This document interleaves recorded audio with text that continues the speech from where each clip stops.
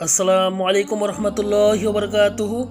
আজকে আমরা হজরত ওমর রাদিয়াল্লাহু তাআলা আনহু এর খিলাফত প্রতিষ্ঠা সম্পর্কে আলোচনা করব।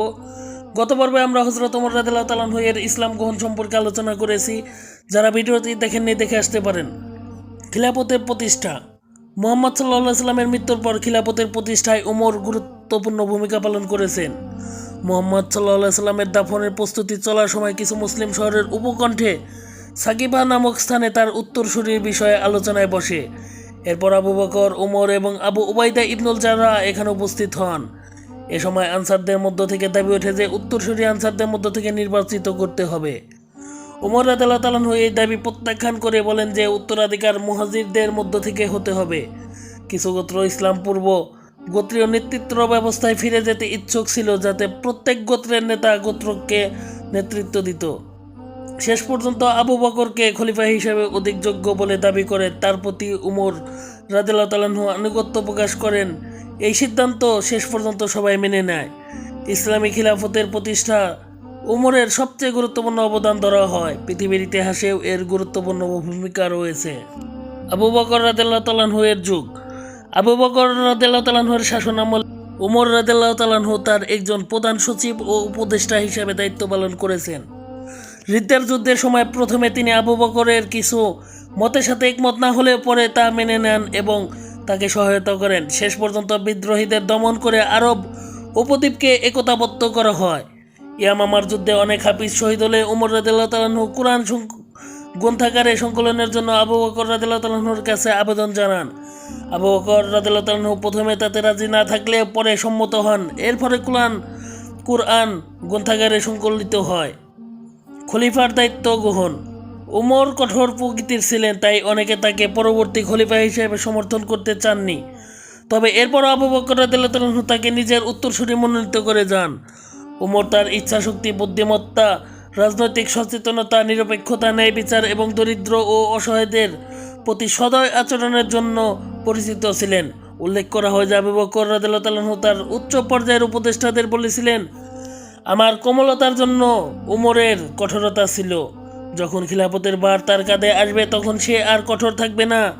যদি আল্লাহ আমাকে জিজ্ঞেস করেন যে কাকে আমি আমার উত্তরসূরি নিয়োগ দিয়েছি, তবে আমি তাকে বলবো যে আপনার লোকদের মধ্যে শ্রেষ্ঠ ব্যক্তিকে নিয়োগ দিয়েছি। উত্তরসূরি হিসাবে ওমরের ক্ষমতা ও সক্ষমতা সম্পর্কে আবু বকর রাদিয়াল্লাহু তাআলা আনহু অবগত ছিলেন।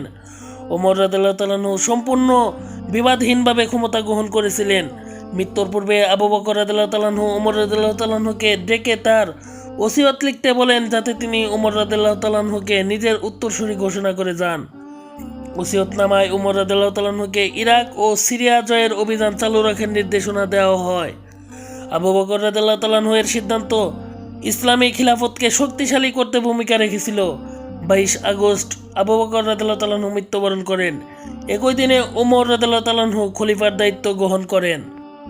নিজের খিলাফতের সময়ে প্রাথমিক চ্যালেঞ্জ। ক্ষমতা প্রাপ্তির পর সকল মুসলিম তাকে বায়াত প্রদান করেন। তার ব্যক্তিত্বের কারণে জনতা তাকে সমীহ করত। মোহাম্মদ হুসাইন হাইকলের মতে ওমরের প্রথম চ্যালেঞ্জ ছিল তার প্রজা ও মজলিস আল শুরার সদস্যদের মন জয় করা। ওমর বাগ্মী ব্যক্তি ছিলেন। জনগণের মনে স্থান করে নেওয়ার জন্য তার এই দক্ষতা সাহায্য করেছে। শাসক হিসাবে ওমর দরিদ্র ও সুবিধাবঞ্চিতদের কল্যাণের জন্য কাজ করেছেন। ফিতাকের জমির ব্যাপারে তিনি আবু বকর রাদিয়াল্লাহু তাআলা আনহুর নীতির অনুসরণ করেছেন এবং একে রাষ্ট্রীয় সম্পত্তি হিসেবে ব্যবহারের নীতি চালু রাখেন। রিদ্দার যুদ্ধে কয়েক হাজার বিদ্রোহী ও ধর্মত্যাগীকে দাস হিসাবে বন্দী করা হয়েছিল। ওমর রাদিয়াল্লাহু তাআলা আনহু এই সকল বন্দীদের সাধারণ ক্ষমা ঘোষণা করেন এবং তাদের মুক্তির নির্দেশ দেন। এই ঘোষণা বেদুইন গোত্রগুলোর কাছে ওমরের জনপ্রিয়তা বৃদ্ধি করেছিল। খিলাফত ও বেসামরিক প্রশাসন। ওমর রাদিয়াল্লাহু তাআলা আনহু সরকার এককেন্দ্রিক সরকার ব্যবস্থায় পরিচালিত হয়। এতে খলিফা ছিলেন সর্বোচ্চ রাজনৈতিক কর্তৃপক্ষ। পুরো ইসলামিক সাম্রাজ্যকে কয়েকটি প্রদেশে বিভক্ত করা হয়। পাশাপাশি আজারবাইজান ও আর্মেনিয়া এসব অঞ্চলে কিছু স্বায়ত্তশাসিত এলাকা খিলাফতের সার্বভৌমত্ব স্বীকার করে নেয়। প্রদেশগুলো প্রাদেশিক গভর্নর বা ওয়ালি কর্তৃক শাসিত হতো। ওমর রাদিয়াল্লাহু তাআলা আনহু ব্যক্তিগতভাবে ওয়ালিদের নিযুক্ত করতেন। প্রদেশগুলোকে বিভিন্ন জেলায় বিভক্ত করা হয়। পুরো ইসলামিক সাম্রাজ্যে প্রায় 100 এর মতো জেলা ছিল। প্রতিটি জেলা বা প্রধান শহর একজন অধস্তন জেলা গভর্নর বা ভাইসরয় আলেমের দায়িত্বে থাকত। ভাইসরয় আলেমরা সাধারণত ওমর কর্তৃক নিয়োগপ্রাপ্ত হতেন, তবে প্রাদেশিক গভর্নররাও তাদের নিয়োগ দিতে পারতেন। প্রাদেশিক স্তরে অন্যান্য অফিসাররা ছিলেন কাতিব, প্রধান সচিব, কাতিব উদ দিওয়ান, সামরিক সচিব, সাহিব উল খারাজ, রাজস্ব আদায়কারী, সাহিব উল আহদাস, পুলিশ প্রধান, সাহিব বাইতুল মাল, কোষাগার কর্মকর্তা, সাহিব আল খারাজ, রাজস্ব বিভাগীয় অফিসার, কাজী, প্রধান বিচারক।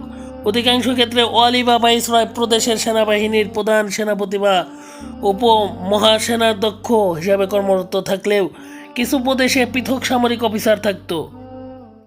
প্রতিটি নিয়োগ লিখিত আকারে দেওয়া হতো। নিয়োগের সময় গভর্নরদের জন্য দিক নির্দেশনা প্রদান করা হতো। দায়িত্ব গ্রহণের পর গভর্নররা জনতাকে প্রধান মসজিদে জড়ো করে তাদের সামনে দিক নির্দেশনা পড়ে শোনাতেন। কর্মকর্তাদের প্রতি উমরের সাধারণ নির্দেশনা ছিল, স্মরণ রেখো, আমি তোমাকে জনগণের উপর দিক নির্দেশনা দাতা ও স্বেচ্ছাচার হিসাবে নিয়োগ দিইনি। আমি তোমাকে একজন নেতা হিসাবে পাঠিয়েছি যাতে জনগণ তোমার উদাহরণ অনুসরণ ও অনুকরণ করতে পারে। মুসলিমদেরকে তাদের অধিকার প্রদান করো যাতে তারা অন্যায় পতিত না হয়ে ন্যায় ও সত্যের দিকে পতিত ও ধাবিত হয়।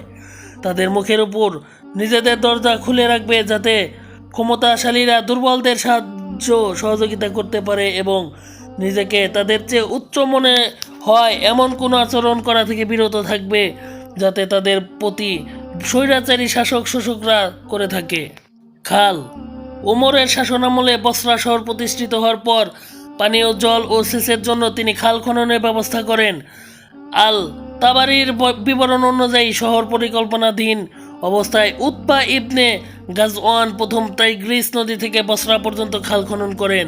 শহর তৈরির পর আবু মুসা আশআরিকে এর প্রথম গভর্নর নিয়োগ দেওয়া হয়। আবু মুসা আশআরি বসরা ও টাইগ্রিস নদীকে সংযোগকারী দুটি গুরুত্বপূর্ণ খাল খনন করান। এগুলো হলো আল উবুলা নদী ও মাকিল নদী। সমগ্র বসরা অঞ্চলে কৃষির উন্নয়ন এবং পানীয় জলের সরবরাহের জন্য এই খালদ্বয় মূল ভূমিকা পালন করেছে। উমর প্রতি জমির চাষাবাদের জন্য নীতি গ্রহণ করেন। যারা এ সকল জমি আবাদ করত তাদেরকে সব জমি প্রদান করা হয়। এই নীতি উমাইয়া আমলেও চালু ছিল।